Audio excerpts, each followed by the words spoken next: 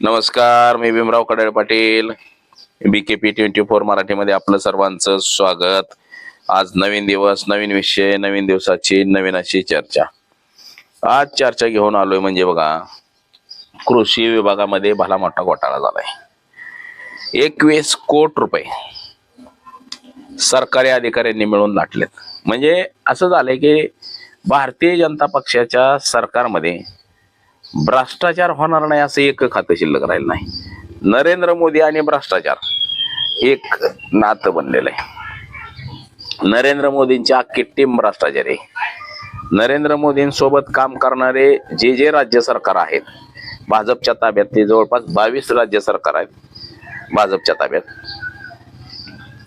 सगळेच्या सगळे भ्रष्टाचारी आहेत. महाराष्ट्रामध्ये नरेंद्र मोदी आले, प्रचार केला. देवेंद्र फडणवीस हे सांगत होते आमच्याकडे 0% भ्रष्ट पॉलिसी, पण अजिबात काय नाही. हे सगळे भ्रष्टाचारी, चोर, लबाड, लांडगे सगळे झालेले आहेत. आणि शेतकऱ्यांच्या पैशावर सुद्धा डल्ला मारलाय. 21 कोटी रुपये शेतकऱ्याचे हाणलेत या लोकांनी. तर हे नेमकं भ्रष्टाचाराचे प्रकरण, हे नेमकं कुठलं आहे, काय आहे, कसं घडलंय? तर आता ह्या प्रकरणाची परिस्थिती काय, या कृषी विभागाचे मंत्री कोण आहेत, या सगळ्या गोष्टींची आज आपण चर्चा करणार आहोत. त्यासाठी हा संपूर्ण व्हिडिओ बघा. आणि संपूर्ण व्हिडिओ बघितल्यानंतर आपल्या लक्षात येईल की खरं चोरटं सरकार म्हणता येईल का, चोर सरकार, तसंच अधिकारी कसे चोर झालेत, हे सगळं आपल्या लक्षात येईल. आणि आपण जर चॅनलवरती नवीन असाल तर चॅनल सबस्क्राईब करावा, हे सर्वांना विनंती. आणि चला चर्चेला सुरुवात करूया. महाराष्ट्रामध्ये आणि देशामध्ये भ्रष्टाचार आणि घोटाळे हे काय आता नवीन राहिलेलं नाही. भ्रष्टाचार ही एक देशामध्ये मोठी समस्या बनलेली आहे.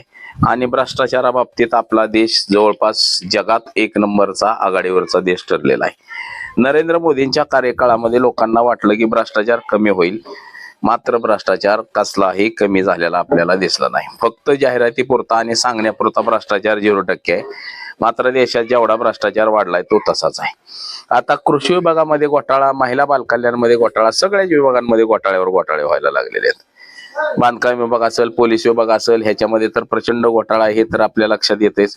आता कृषी विभागामध्ये म्हणजे ज्या कृषी विभागाचे दत्तात्रय भरणे हे कॅबिनेट मंत्री आहेत, एक शेतकरी आहेत, ते प्रगतशील बागायतदार म्हणून त्यांच्याकडे ओळखलं जातं, श्रीमंत माणूस म्हणून ओळखलं जातं. मात्र त्यांच्या विभागामध्ये सुद्धा बी बियाण्याचा घोटाळा झालेला आहे. तसंच 22 कोटींचा घोटाळा झालेला आहे. आता त्याबद्दल सुद्धा आपण सविस्तर सगळी माहिती बघू. बघा, धाराशिव जिल्ह्यामध्ये कृषी विभागाशी संबंधित 3-4 मोठे घोटाळे उघडकीस आलेले आहेत. आता पहिला 1.22 कोटीचा जो बी बियाणे घोटाळा आहे, खत घोटाळा आहे 25-26 मधला. म्हणजे ती खतं जी आहेत बाहेरच्या बाहेर विकली गेलेली आहेत. आता खरीप आणि रब्बी हंगामासाठी शेतकऱ्यांना मोफत बी बियाणं आणि खतं, औषधं आणि सुरक्षा साहित्य किटचं वाटप करण्यात येतं. आता या योजनेसाठी तब्बल 22 कोटी रुपयांची मंजुरी होती. मात्र प्रत्यक्षात अनेक गावांमध्ये किट वाटप झालंच नाही. काहींना फक्त नावाला बी मिळाले, तर काहींना फक्त खतं मिळाली, तर काहींना औषध मिळाली, तर कोणाला मिळालंच नाही. अशा पद्धतीच्या मोठ्या समस्या शेतकऱ्यांमध्ये दिसून आल्या आणि शेतकरी हे लाभापासून वंचित राहिले. आता यामध्ये हा सगळा प्रश्न जो आहे, या ठिकाणचे जे आमदार आहेत कैलास गाडगे पाटील यांनी हा पालकमंत्री प्रताप सरनाईक यांना विचारला आणि जिल्हाधिकाऱ्याकडे याची चौकशीची मागणी केली. जे पालकमंत्री आहेत प्रताप सरनाईक, बघा, त्या प्रताप सरनाईक यांच्याकडं जे आढावा मीटिंग असते जिल्ह्याची, त्यावेळेस तो प्रश्न विचारला गेला आणि त्याची चौकशी लावली. आता राष्ट्रीय अरण्य सुरक्षा अभियानाचे 21.27 कोटी रुपयाचा निविष्ठा घोटाळा झाल्याचं यामध्ये नमूद करण्यात आलेलं आहे. DBT ला बगल देऊन धाराशिव मध्ये 21.37 कोटी रुपयांची निविष्ठा खरेदी झाली. चौकशीत समोर असं आलेलं आहे की 2 कोटींचा घोटाळा निष्पन्न झाला तरी कारवाई झालेली नव्हती.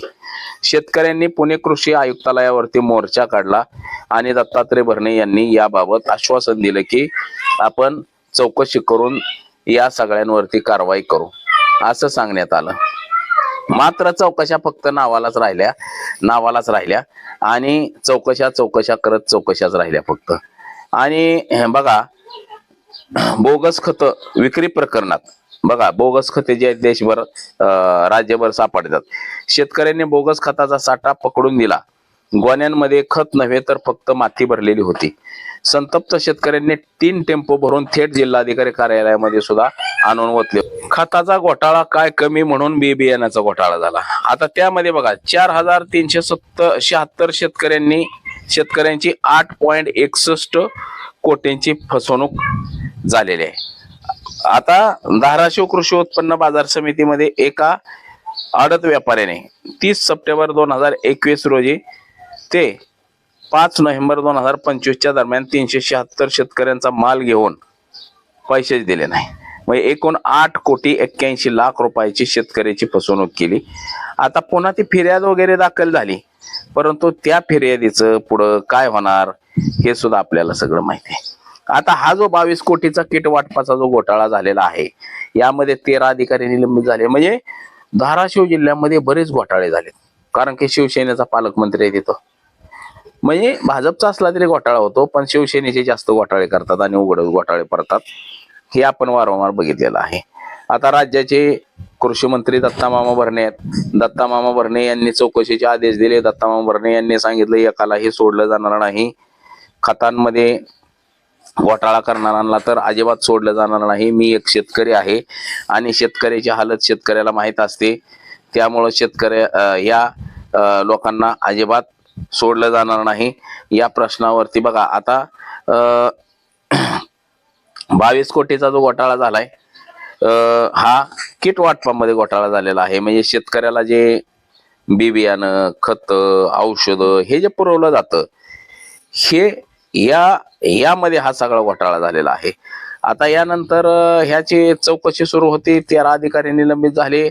आता पोलिसांच्या चौकशीमध्ये काय काय समोर आले बघा. गैरव्यवहार कुठं कुठं झाला, साहित्य कुठं गेलं याचा तपास सुरू आहे आता पोलिसांकडनं.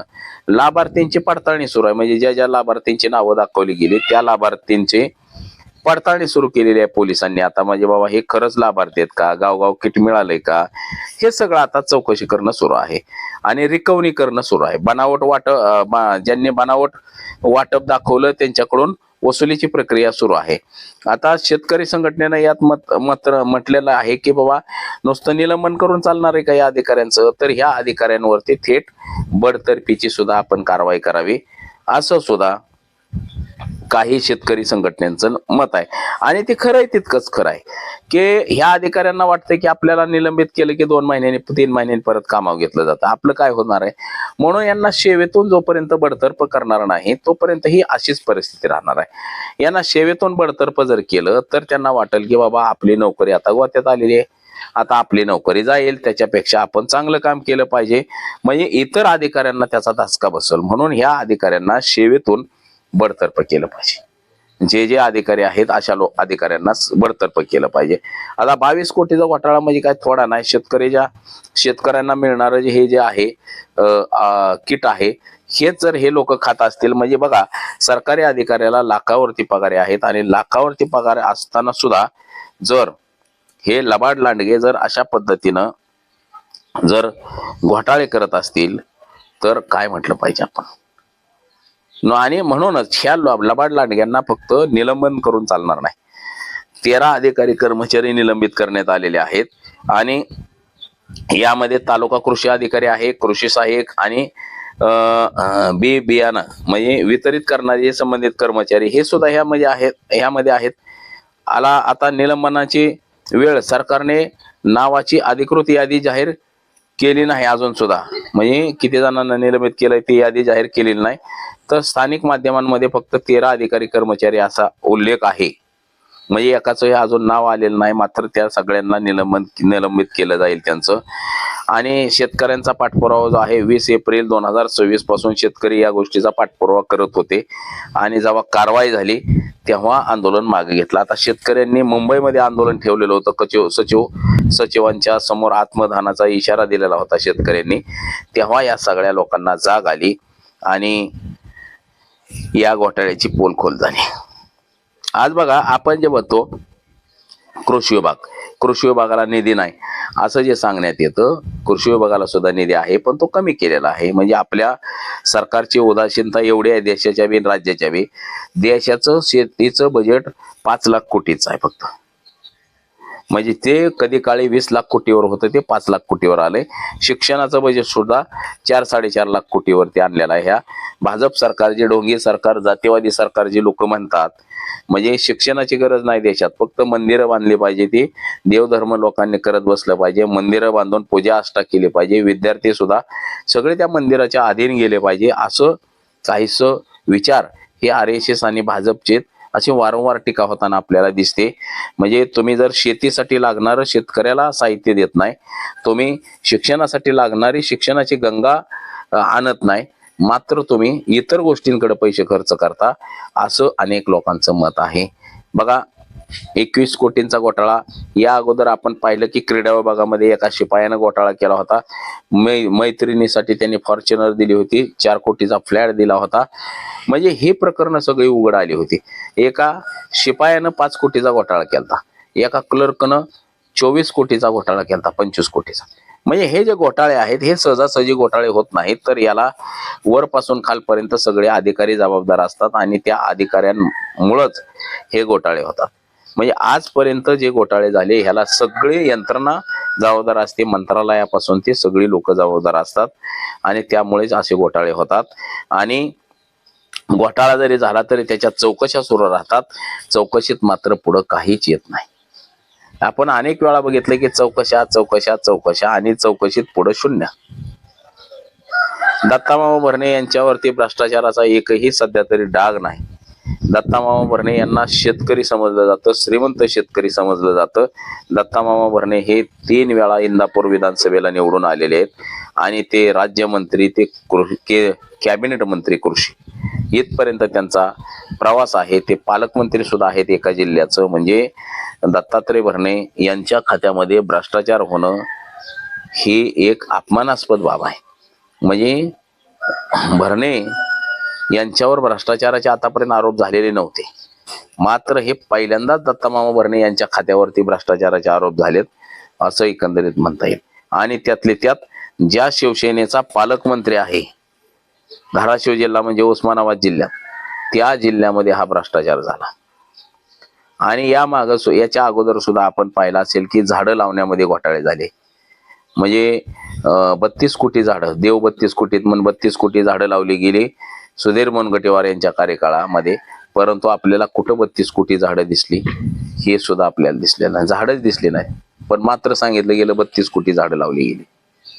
म्हणजे सरकारच्या कार्यकाळामध्ये, भाजप सरकारच्या कार्यकाळामध्ये, काँग्रेसच्या कार्यकाळामध्ये घोटाळा होत होता म्हणून भाजपला निवडून दिलं, तर भाजपच्या कार्यकाळामध्ये सुद्धा घोटाळे मोठ्या प्रमाणामध्ये वाढलेत.